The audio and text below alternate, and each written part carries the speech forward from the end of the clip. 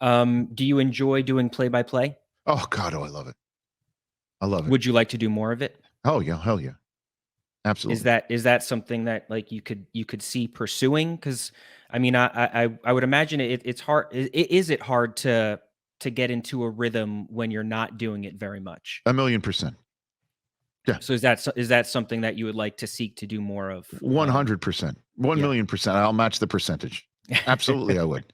Absolutely. So I don't know how. I mean, I don't know how to Yeah. pursue it. I mean, I've got enough to do otherwise, Yeah. and it's materialized. Thank goodness. I love it. I called 6 games this year. That's like a third of a package, Yeah. and I'm thrilled to do it.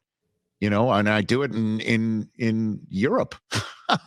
It's unbelievable. I mean, those games that it feels like a Super Bowl at these games in Germany and in London. Love it. Absolutely love it. My entire job is to either talk about something in advance on game day morning or this show, or afterwards on this show, or back in the day, Sports Center, or back in the day, like Game Day Final, the highlight show I did with Dion and Mooch for all those years on NFL Network on Sunday night. I talk about everything before it happens or react to it after it happens. Even on, when I turn my phone on and I'm now doing instant reactions for my YouTube page or for my Instagram or whatever, I'm reacting to something. You call in a game, you're like the Paul Revere. You're letting them know if they're coming by land or by sea, by air or by ground. Like this is you're informing in real time, and also you're the conduit for everyone at home to feel like they're there. And it's a totally different endeavor. Like this show, you can't have dead air. You can pause for effect, or pause for a few seconds to collect your thoughts. But when you're calling games, you better have dead air. You better let the crowd noise through the television set. You better let your analyst know. You better set. Analyst let everyone at home know what he or she knows. Like you've got to set them up. It's a totally different endeavor, and I don't care. I'm proud of this. When I first started calling games with regularity, I called up Al Michaels and I said to him, "Hey, what can you tell me? Like what's the trick of the trade? What's there?" Because I was realizing what I was doing is I was stringing sentences together, because that's what I do for a living. I string thoughts together, I string sentences together, and when you string sentences together, calling a game, you're talking over the air that your analyst should be having. You're talking over parts of the game where you should shut up, and let the crowd noise through, or you're talking over a game where the picture is telling the story, and so I was realizing that I was also then, by stringing sentences together, I was giving out unnecessary information, which is a killer. So I said to him, I'm like, what's the key? And he told me, and I'll never forget it, he said captions and ellipses. By that he means like just caption the picture, caption the moment, and ellipses, dot, dot, dot. You don't have to finish your sentence. Let the picture, let the caption finish the sentence. And that's when I'm like, oh, okay. Like his famous moment. He did what? He didn't go, well, he went down and then he caught the ball and it pops up in the air and he catches it again. Like it just like turned a light bulb on in my head. And I take this really seriously. I take this very seriously, because nothing ruins your viewing enjoyment more than somebody who is just a terrible hang and doesn't make sense and says nonsensical things, or tries to be too funny, or takes over the moment because they like the sound of their own voice. And everything that I've been able to build over 7 years of doing this now on a national level, can go out the window if I misidentify somebody in the biggest moment of a game. That's how you trend in the wrong way. So I'm really taking this seriously, and I love doing it. I love, like, it's like the number of times where I'm done with this show and I'm doing stuff for 2 hours, or I'm done with game day morning, and sometimes you're doing this, that, the other thing. You're done calling a game, you take the headset off and you go in your car and you go home. I'm like, wow, that's wild. I'm not used to that. So Yeah, I love it. I'm really passionate about it, and it's a serious responsibility for a broadcaster to get it right, be prepared, meet the moment, shut up so the moment can be met at home.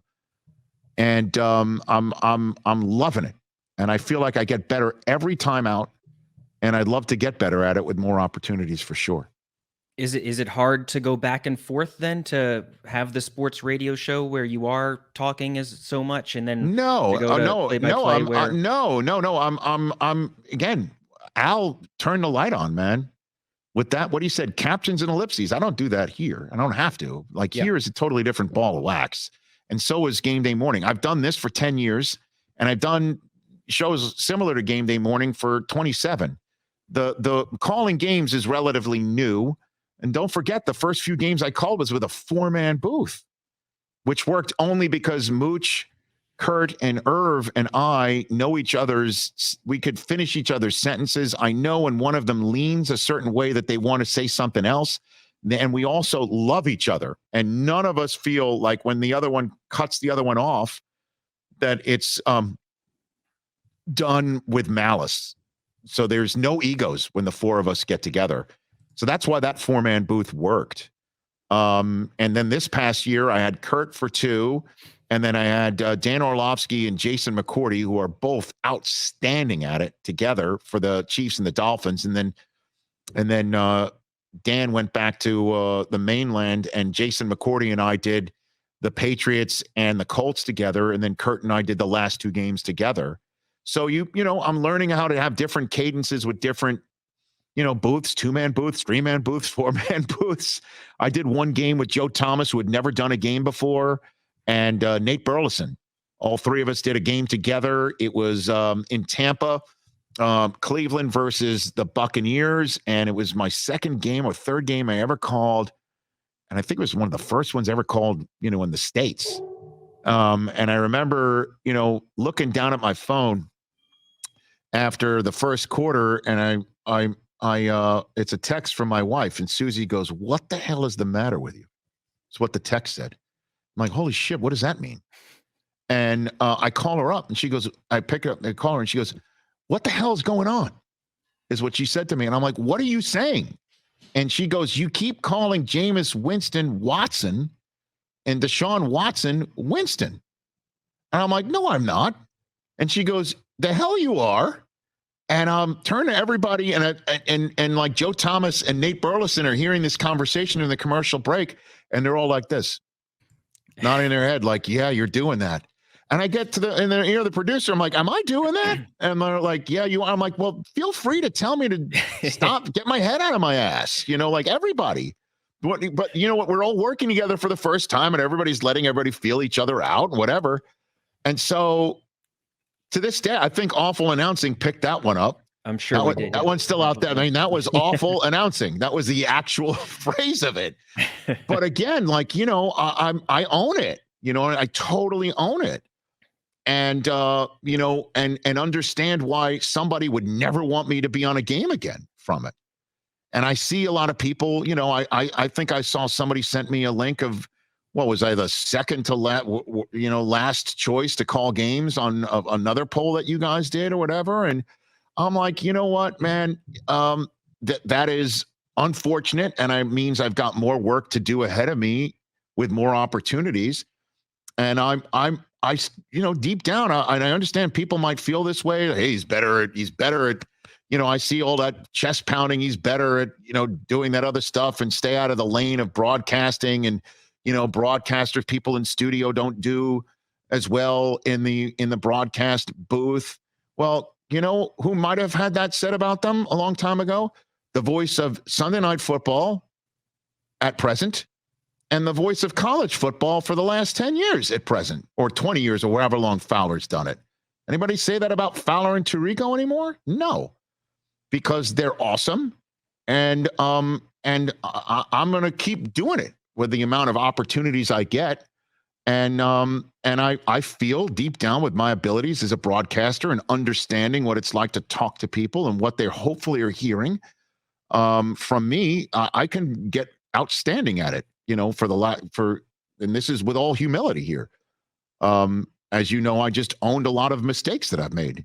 So I really take it seriously, big time, and I love doing it. God, do I love doing it? It's Yeah, fun. no, and I think it's something that it takes a lot of reps to really Hell yeah. master. No doubt, And and it helps cascade onto this show. I just call a game on yeah, Christmas Eve, and then I come back to do this show, and it cascades from this show onto game day morning, and it cascades from game day morning onto calling the games, and it's great. It's great. I love doing all of them, and as long as I have the opportunity to do all of them, I will.